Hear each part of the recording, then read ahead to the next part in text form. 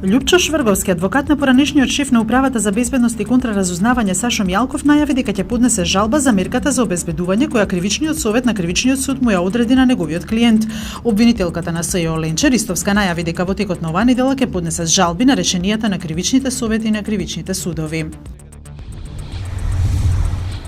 По Платнево во 13 и 18 часот е почувствуван земјотрес во Ресенско со јачина од 4,9 степени по Рихтер. Земјотресот е почувствуван и во Скопје. Епицентарот е 3 км западно од Јанковец, Ресенско и 5 км северозападно од Ресен. Земјотресот е со длабочина од 10 км.